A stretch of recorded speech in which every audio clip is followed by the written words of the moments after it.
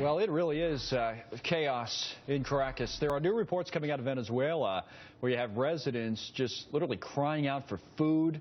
There have been journalists robbed. There's an oil crisis. There's a poverty crisis there. Socialist country that has really been feeling it. Very, very difficult situation. Dan Mitchell from the Cato Institute is with us. And you know, it is a story about oil a little bit, which we cover on Fox Business a lot. And then just maybe, is it a referendum on socialism in general, or is that going too far?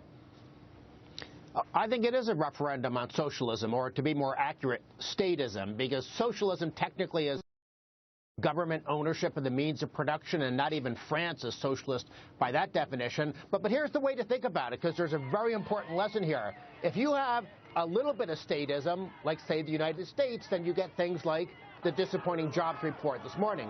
If you have a good bit of statism, like France or Greece, you have a completely stagnant, moribund economy. But if you have total statism, like Venezuela, then you get economic collapse. And the moral of the story is, why would we want in America to go down that direction that Bernie Sanders, and for that matter Hillary Clinton, is pointing, of more and more government controlling more and more things? It just doesn't work. The world's a laboratory. Right. So the Bernie Sanders democratic socialism may not be the exact same brand, but the idea that more government involvement is what you're pushing for, you're saying it's not the time for that. Understood. I think the other part of it is a little bit about this that's worrying in terms of, if your economy is so dependent on, say, oil, and you look at what happened in Venezuela, do we start to worry about other countries where the dependency on oil, you know, whether it's Russia or other important countries, where if that dependency is so high and it's just about oil all of a sudden, and things are not going the way you want them to go, and it's a disaster?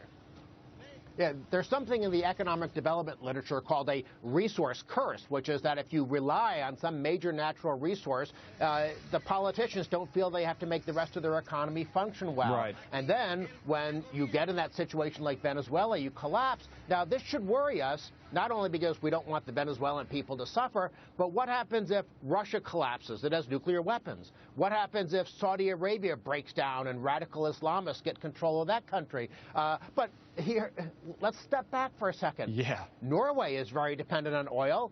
They're not suffering a collapse. So you're saying it's back to the statism. Canada has lots of oil. Yeah, North Dakota, yeah, right. Sure, their economy is not as going gangbusters like it was a couple of years ago. It really is statism is poison for an economy. Right, you're set up to absorb that. That's a good point. I mean, yeah, otherwise, you're right. North Dakota was, it was really booming during that with the shale oil and everything else, but it's not like it just fell off the face of the earth. You're right about that. Dan, thanks. Dan Mitchell with us from Cato. Thank you.